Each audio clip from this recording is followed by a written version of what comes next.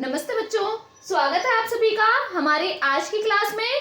तो जैसा कि हम इस समय जो क्लासेस ले रहे हैं वो हमारी लाइव क्लासेस भी अलग टॉपिक्स पर चल रही हैं और हम प्रकाशिकी के यहाँ पर केवल न्यूमेरिकल्स यानी आंकिक प्रश्नों पर ही डिस्कशन करते हैं और आंकिक प्रश्न भी वही प्रश्नों को हम लेते हैं जो कि इम्पोर्टेंट हो या फिर हम कह सकते हैं जो कि बोर्ड एग्जाम्स में आए हुए हो। तो यहाँ पर हम यूपी बोर्ड के अगर प्रकाशिकी वाले भाग से अगर बात करें तो आज हम जो प्रश्न करेंगे उन्हें कुछ फॉर्मूले पे बेस्ड करेंगे। जैसे कि हम समझ सकते हैं, एक तो हमारा फॉर्मूला जिसको हम संयुक्त लेंस की फोकस दूरी कहते हैं, जिसका फॉर्मूला होता है 1/f बराबर 1/f1 प्लस 1/f2। ठीक है, तो ये हमारा क्या होता है, संयुक्त लेंस की फोकस दूरी का सूत्र होता है। तो ये फोकस दूरी हमारी क्या होगी, जो दो लेंस संयुक्त किए हैं, संयुक्त का मतलब दो लेंसों को जोड़ करके एक लेंस में बनाना, तो उस एक लेंस की जो फोकस दूरी है वो दोनों लेंसों की फोकस दूरी के व्युत्क्रम के योग के बराबर होती है। ठीक है, अगर हम इसी के आधार पर यदि मैं लेंस की क्षमता की बात करूं तो लेंस की क्षमता को P से प्रदर्शित करते हैं और इसका मात्रक डायोप्टर होता है जिसको हम कैपिटल D से प्रदर्शित करते हैं। तो यहाँ पर जो हमारा P होता है वो हमारा क्या होता है 1/f और f किसमें, मीटर में, मीटर की यूनिट में हमारा फोकस दूरी होती है। ठीक है, अगर मैं संयुक्त लेंस की बात करूं तो संयुक्त लेंस की जो क्षमता है, ये फोकस दूरी का सूत्र तो ये हो गया। संयुक्त लेंस की क्षमता का सूत्र अगर हम देखें तो 1/f क्या हो गया P और 1/f1 क्या हो सकता है P1 और 1/f2 P2। तो यहाँ पर P बराबर क्या हो सकता है P1 प्लस P2। इस तरीके से भी हमारा फॉर्मूला बन सकता है। तीसरा हमारा लेंस का जो फॉर्मूला है वो भी आपका उस पर बेस सबसे ज्यादा न्यूमेरिकल लेंस के फॉर्मूले पर आते हैं, अर्थात किसी भी लेंस की जो फोकस दूरी का फॉर्मूला होता है 1/f बराबर 1/b माइनस 1/u। ठीक है, तो ये हमारा लेंस का फॉर्मूला होता है। दर्पण के लिए यहाँ पर बीच में प्लस हो जाता है, वैसे यहाँ पर लेंसेस के लिए माइनस रहता है और हम यहाँ पर u, v और f का मान जो है वो कैसा पुट करते हैं, साइन के साथ पुट करते हैं, अर्थात नेगेटिव है यानी आपका ऋणात्मक मान है तो ऋणात्मक, धनात्मक है तो धनात्मक। ठीक है, इसके अलावा अगर हम बात करें तो एक होता है हमारा आवर्धन। आवर्धन कह सकते हैं हम, आवर्धन क्षमता कहते हैं या आवर्धन कहते हैं। तो आवर्धन का जो फॉर्मूला होता है वो हमारा होता है v/u, किसके लिए, लेंसेस के लिए। ठीक है, अगेन यहाँ पर v और u का मान जो है वो हम साइन के साथ ही पुट करते हैं, तो यहाँ पर v/u भी हो सकता है। इसके साथ साथ एक हमारा जो फॉर्मूला होता है वो होता है हमारा प्रतिबिंब की लंबाई और वस्तु की लंबाई के अनुपात को यानी I/O लिखते हैं। कुछ लोग यहाँ पर h' लिख सकते हैं, y1 y2 लिख सकते हैं, x1 x2 लिख सकते हैं, अर्थात कुछ भी कंडीशन एज्यूम कर सकते हैं। लेकिन अगर हम लैंग्वेज में देखें तो यहाँ पर ये प्रतिबिंब की लंबाई I लिखा है यानी इमेज, प्रतिबिंब की लंबाई बटे O ऑब्जेक्ट यानी वस्तु की लंबाई के अनुपात को भी हम आवर्धन क्षमता कहते हैं। तो सबसे पहले हम इन्हीं पर ही बेस्ड न्यूमेरिकल्स पर डिस्कशन कर लेते हैं, आगे हमें उत्तर प्रश्न के भी फॉर्मूले पर बेस्ड समझेंगे। ठीक है, तो हमारा जो फर्स्ट प्रश्न है वो है मेरे पास 10 डायोप्टर प्लस का 10 डायोप्टर तथा माइनस का 5 डायोप्टर क्षमता वाले दो पतले लेंसों को संपर्क में रखे हुए हैं। तो मेरे पास दो लेंस है जिनको आपस में क्या किया गया, संपर्क में रखा गया है। दोनों में से एक की जो क्षमता है वो क्या है, प्लस का 10, अर्थात हम ये लिख सकते हैं कि क्वेश्चन ने हमें जो दिया हुआ है उसके आधार पर मुझे P1 दे रखा है 10 डायोप्टर D यानी आपका, और प्लस का 10 डायोप्टर, और P2 अर्थात जो दूसरा है वो हमारा माइनस का 5 डायोप्टर क्षमता के दो पतले लेंसों को संपर्क में रखा गया है। इस संयुक्त लेंस से, अर्थात जो जुड़कर बना संयुक्त लेंस, उस लेंस से 30 सेंटीमीटर की दूरी पर, तो इससे 30 सेंटीमीटर की दूरी पर और 2 सेंटीमीटर लंबी, तो हमें वस्तु मुख्य अक्ष के लंबवत रखी है। तो यहाँ पर हमें दिया हुआ क्या क्या है, एक तो हमें u दे रखा है यानी वस्तु की दूरी दे रखी है कि संयुक्त लेंस से 30 सेंटीमीटर की दूरी पर हमारे पास रखा है। u हमेशा माइनस होगा चाहे उत्तर हो चाहे अवतल हो। तो 30 सेंटीमीटर की दूरी पर 2 सेंटीमीटर लंबी, तो यानी हमें 2 सेंटीमीटर लंबी और वस्तु की बात हो रही है, तो यानी हमें O का मान दे रखा है। एक तरह से अगर हम देखें तो O बराबर 2 सेंटीमीटर लंबी वस्तु जो है वो रखी हुई है।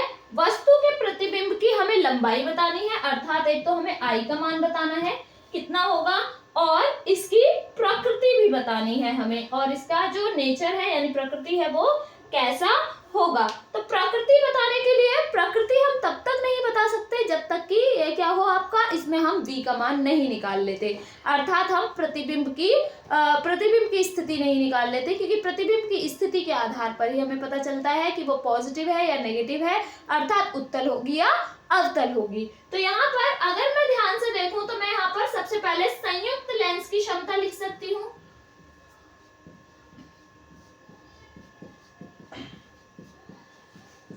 अगर हम संयुक्त लेंस की क्षमता की बात करें तो वो हमारे पास ये रही, तो P बराबर P1 प्लस P2 होता है। मान रख लेते हैं, P1 का मान 10 और P2 का मान -5, तो प्लस और ये -5, तो आपका क्या बन जाएगा 10 प्लस -5, अर्थात यहाँ पर बन गया मेरे पास 5 डायोप्टर। तो P का मान क्या आ गया 5 डायोप्टर, पर मुझे तो फोकस दूरी निकालनी है, क्योंकि मुझे फॉर्मूला लगाना पड़ेगा V निकालने के लिए ये वाला, तो उसके लिए तो मुझे F का मान चाहिए, P का मान नहीं। ठीक है, फिर हम जानते हैं P बराबर 1/F होता है, लेकिन F क्या मीटर में, लेकिन हमें पता है कि हमें U तो सेंटीमीटर में दे रखा है 30 सेंटीमीटर, तो हम सेंटीमीटर में कन्वर्ट करेंगे। तो जब भी आपको सेंटीमीटर की स्थिति में देखना हो तो 100 में F लिख सकते हैं। अब F जो है वो किसमें है, आप सेंटीमीटर की फॉर्म में इसको पुट कर सकेंगे। ठीक है, तो यहाँ पर अब हम अगर इसमें F सेंटीमीटर अगर हमने रखा, तो अगर मैं F का मान निकालूं तो F बराबर 100 में P हो जाएगा, P डिवाइड में आ जाएगा। ठीक है, अब 100 में P का मान क्या है 5 डायोप्टर, तो 5 दूनी 10 और 0, अर्थात ये आ गया मेरे पास 20 सेंटीमीटर। क्या आ गई फोकस दूरी। ठीक है, अब हमें फॉर्मूला कौन सा लगाना है, ये वाला, तो यानी फोकस दूरी का सूत्र, तो लेंस के फोकस दूरी सूत्र से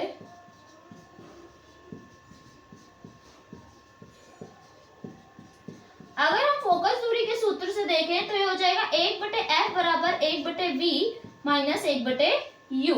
मुझे क्या निकालना है, V निकालना है, तो मैं U को इधर ले जाती हूँ, अर्थात 1/F और U इधर आएगा, तो प्लस का 1/U बराबर 1/V बन जाएगा। ठीक है, अगर हम इसको आगे और सॉल्व करते हैं तो 1 में F की वैल्यू हमारे पास क्या आ गई 20, तो 1/20 और प्लस 1/U, U का मान हमारे पास -30 है।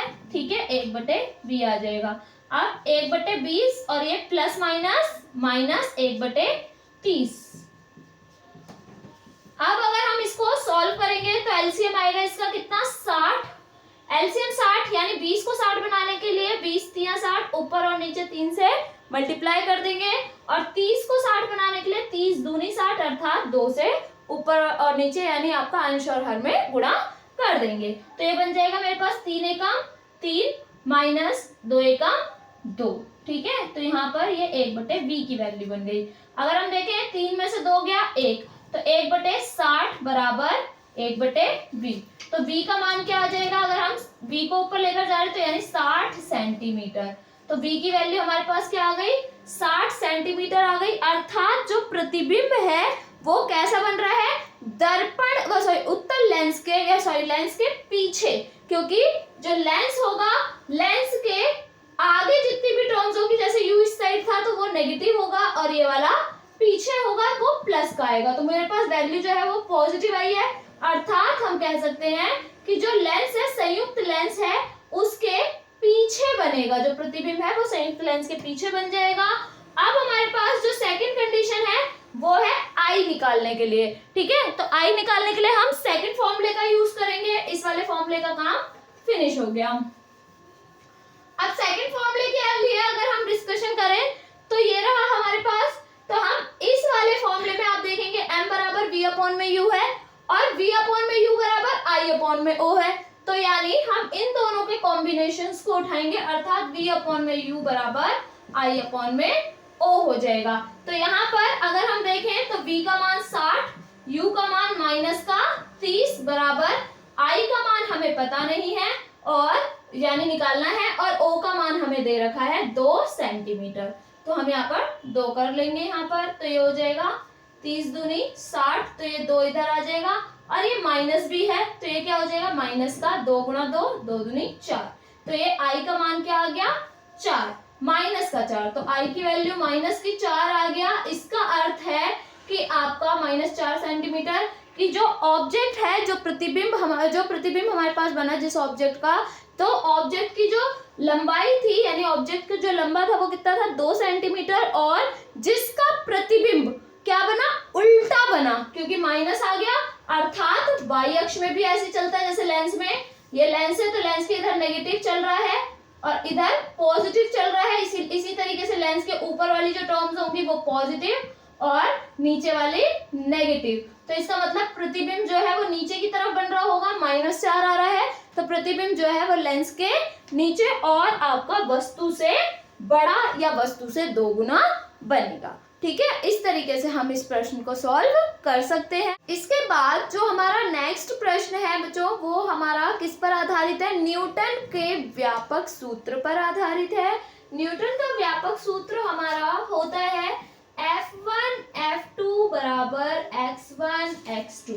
ठीक है, ये मल्टीप्लाई में है दोनों ही। ठीक है, यहाँ पर आपकी जो F1 F2 है वो क्या है, लेंस का प्रथम फोकस और द्वितीय फोकस है, और x1 और x2 जो है वो फोकस से डिस्टेंस है, किनकी वस्तुओं की दूरियां हैं और प्रतिबिंब की दूरी। ठीक है, तो यहाँ पर हमारे पास जो प्रश्न देखने को मिला है वो हमारा है दिए गए आरेख, अर्थात हमें डायग्राम बना हुआ मिला हुआ है। ठीक है, उसमें एक वस्तु का प्रतिबिंब वायु में रखे एक उत्तल लेंस द्वारा बनता है।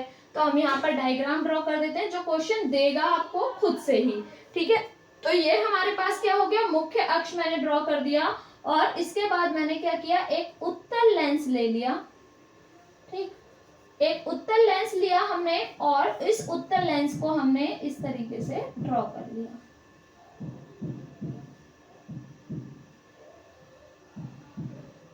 ये उत्तल लेंस का क्या हो गया, प्रकाशिक केंद्र हो गया। ठीक है, अब यहाँ पर हमें कहा गया है कि एक उत्तल लेंस है जो कि क्या है, वायु में रखा हुआ है।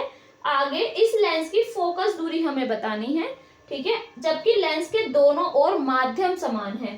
तो देखिए लेंस के दोनों तरफ माध्यम समान है, अर्थात लेंस के एक ओर जो माध्यम का अपवर्तनांक है वो क्या होगा n1, और दूसरी ओर माध्यम का अपवर्तनांक जो है वो क्या होगा आपका सेम है, सॉरी, तो यहाँ पर ये क्या हो जाएगा सेम n1। ठीक है, अब डायग्राम जो ड्रॉ है वो है हमारे पास कुछ इस प्रकार से कि हमारे पास वस्तु हो गई o डैश, और इस वस्तु o डैश से क्या होंगी, 2 किरणें निकलेंगी, एक मुख्य अक्ष के समांतर निकलेगी जो कि आपकी फोकस से होकर चली जाएगी, यानी यहाँ पर F है। ठीक है, जबकि दूसरी किरण जो है वो हमारी क्या होगी, प्रकाशिक केंद्र, लेंस के प्रकाशिक केंद्र से होती हुई सीधी निकल जाती है। ये दोनों ही किरणें एक दूसरे को जहां पर भी मिलेंगी वहां पर हमारे पास क्या होगा, वस्तु का प्रतिबिंब प्राप्त होता है। तो इस तरीके से हम यहाँ पर I डैश लिख सकते हैं। ठीक है, तो ये हमारे पास डायग्राम बना हुआ है, इस तरीके से एरो भी आपको लगे हुए मिलेंगे। ठीक है, आप यहाँ पर प्रकाशिक केंद्र से जाने वाली किरण जो है वो बिना विचलित हुए सीधी निकल जाती है, ये बात भी याद रखिएगा। आगे हमें डायग्राम के अंदर जो वैल्यू दे रखी है वो दे रखी है इसका यहाँ पर एक फोकस, क्योंकि लेंस 2 खोखले गोलों से मिलकर बना है, एक ये वाला और एक ये वाला, तो अर्थात इसके क्या होंगे, 2 वक्रता केंद्र होंगे और 2 ही क्या होंगे, फोकस होंगे। ठीक है, तो यहाँ पर इसका एक और फोकस बना रखा है, और यहाँ से यानी O से फोकस तक की दूरी 10 दे रखी है हमें, और दूसरी ओर इस फोकस से प्रतिबिंब तक की जो दूरी है ये हमें 40 दे रखी है। ठीक है, 40 सेंटीमीटर। तो सिंपल अगर हम देखें तो हमें फोकस से ये वाली डिस्टेंस दे रखी है, अर्थात हमें x1 दे रखा है कितना, 10 सेंटीमीटर, और दूसरे फोकस से I यानी हमारे प्रतिबिंब तक की स्थिति दे रखी है, अर्थात हमारे पास ये 40 सेंटीमीटर दिया हुआ है। तो हमारे पास ये जो x1 और x2 दोनों की वैल्यू हमारे पास दी हुई है और इसी के आधार पर हमें फोकस की बात कही गई है। तो यहाँ पर आपको फोकस 1 और फोकस 2 नहीं दिया हुआ। तो हम अगर देखें तो हमने ये कहा है कि लेंस के दोनों तरफ माध्यम समान है। अगर लेंस के दोनों ओर माध्यम समान है तो इसका अर्थ है कि इनकी फोकस दूरी यानी दोनों फोकस जो है वो समान दूरी पर होंगे। ठीक है, तो लेंस के दोनों ओर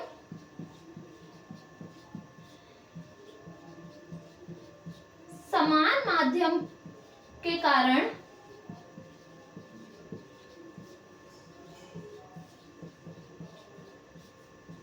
फोकस बिंदु समान दूरी पर होंगे। किससे? लेंस से। ठीक है, समान दूरी पर होंगे। तो अर्थात हम ये कह सकते हैं कि इस कंडीशन में जो f से यहाँ तक की जो डिस्टेंस है वो क्या है हमारी f और यहाँ से लेकर के वापस से f तक की दूरी क्या है, ये भी हमारी f है। ठीक है, तो अब हम न्यूटन का व्यापक सूत्र लगाएंगे। किस तरीके से? हम जानते हैं, अगर हम देखें तो हमें पता है F1 डॉट F2 बराबर x1 डॉट x2 यानी मल्टीप्लाई है ये डॉट का मतलब। यहाँ पर F1 F है, F2 F है और x1 का मान हमारे पास 10 है और x2 का मान 40 है। ठीक है, तो यहाँ पर अगर हम क्या कर दें इसको F1 इंटू F1 यानी F का स्क्वायर हो जाएगा और यहाँ पर ये हो जाएगा 400। ठीक है, यानी 40 गुणा 10 400 बन गया। अगर हम यहाँ से f निकालें तो अंडर रूट यानी स्क्वायर हटा रहे हैं तो इस पर क्या आ जाएगा? अंडर रूट आ जाएगा।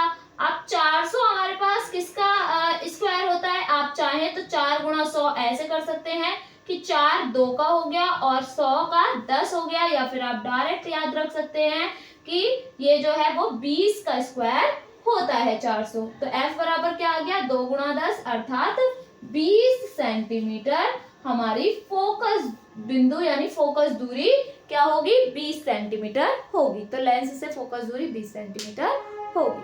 ठीक है, इस तरीके से हम इस प्रश्न को भी सॉल्व करेंगे। इसके बाद हमारा एक प्रश्न और है जो कि क्या है, हमारे फोकस दूरी के सूत्र अर्थात 1/f बराबर 1/v माइनस 1/u वाले फॉर्मूले पर ही आधारित है। ठीक है, तो हमारा प्रश्न जो है वो किस तरीके से है उस पर हम डिस्कस करते हैं। चलिए स्टार्ट करते हैं इस प्रश्न को भी करना। ये हमारा प्रश्न है, दो बिंदु प्रकाश स्रोत। तो हम डायग्राम बनाते चलेंगे जैसे जैसे हम प्रश्न पढ़ते चलेंगे। तो मेरे पास इसमें क्या है, दो बिंदु प्रकाश स्रोत हैं।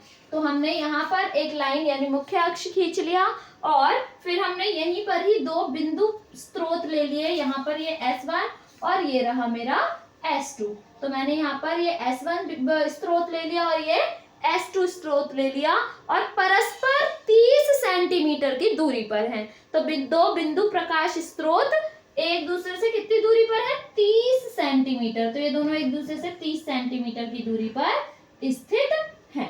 इस तरीके से हमने इसको बनाया है। अभी एक स्रोत से, एक स्रोत कोई सा भी एक स्रोत ले सकते हैं। तो मैंने ले लिया ये S1 से 20 सेंटीमीटर दूर। तो इस S1 से 20 सेंटीमीटर दूर मैंने यहाँ पर कहीं मान लिया कि 20 सेंटीमीटर दूर उत्तल लेंस रखने पर, तो यहाँ पर हमने क्या कर दिया, S1 से 20 सेंटीमीटर की दूरी पर एक उत्तल लेंस को हमने रख दिया। तो ये रहा मेरा एक पतला उत्तल लेंस, इस तरीके से हमारे पास आ गया। कितना? स्रोत S1 से 20 सेंटीमीटर की दूरी पर। ठीक है, अर्थात हम कह सकते हैं इस लेंस के लिए जो वस्तु की दूरी हो गई वो क्या हो गई? 20 सेंटीमीटर हो गई। आगे हमसे कहा गया है उत्तल लेंस 20 सेंटीमीटर दूरी पर उत्तल लेंस रखने पर दोनों स्रोत के प्रतिबिंब एक ही बिंदु पर बनता है। दोनों का जो स्रोत है, तो यहाँ पर ये स्रोत S1 से इस तरीके से प्रकाश किरण गई और एंटर करने के बाद क्या होगी, ये किसी एक बिंदु पर हमारे चली जाएगी, अर्थात ये कुछ इस तरीके से हमारे बन जाएगी। ठीक है,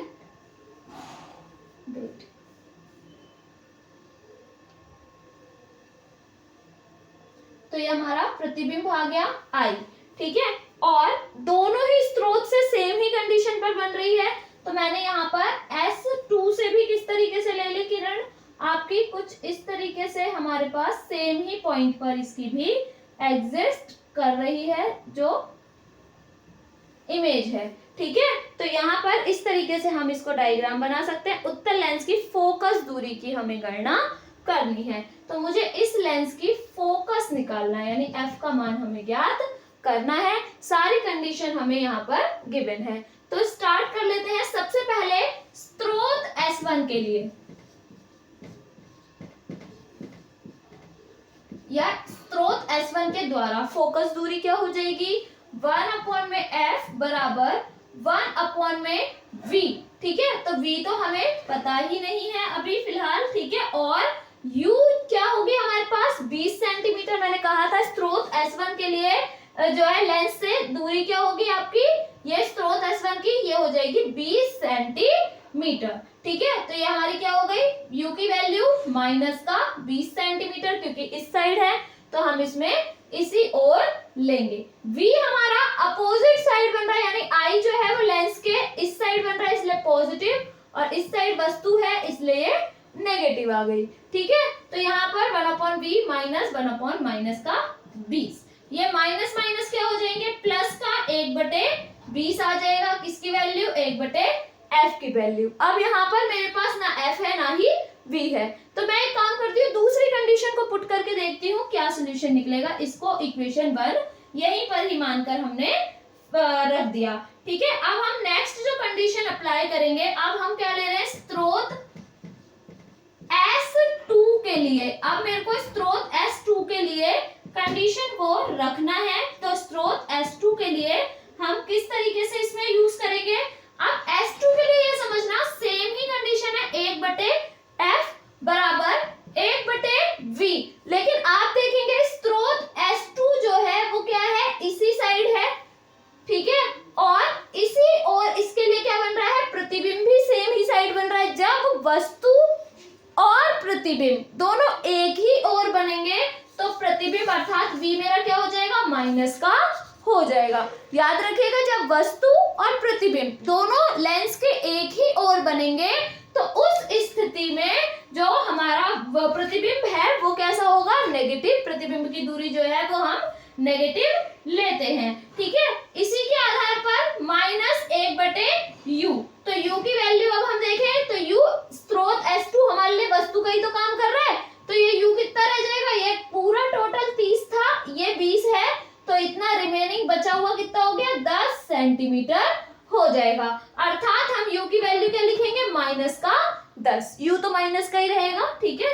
आपका यहाँ पर बनेगा ये माइनस का 1/v माइनस माइनस प्लस का 1/10, तो ये आ गया मेरे पास 1/f। अब आप देखेंगे 1/v प्लस का है, 1/v माइनस का है, तो ये दो समीकरण बन गई। तो समीकरणों को जोड़ देते हैं, तो एक v की वैल्यू कट जाएगी, ठीक है। तो समीकरण 1 व 2 को जोड़ने पर, क्योंकि हमें फोकस निकालना है इसलिए हम जोड़ रहे हैं, ठीक है। और अगर मुझे प्रतिबिंब की दूरी निकालनी होती तो हम माइनस कर सकते थे, ठीक है, जोड़ने पर।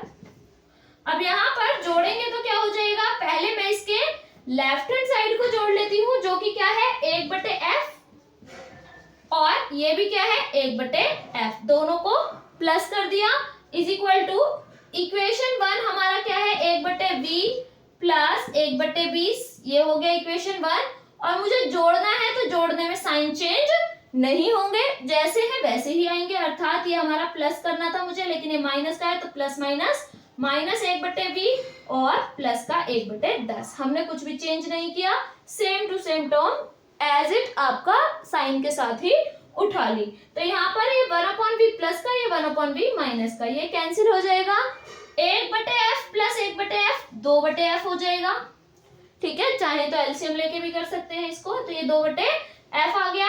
यहाँ बचेगा 1/20 और प्लस 1/10, तो हम इसका क्या ले लेते हैं, एलसीएम ले लेते हैं, तो ये आ जाएगा मेरे पास 20, ठीक है। तो 10 को 20 बनाने के लिए 2 से गुणा और 20 को 20 बनाने के लिए 1 से गुणा करनी पड़ेगी, तो यहाँ पर आ जाएगा 1 + 2 2 एकम 2, तो यहाँ पर 2/f की वैल्यू।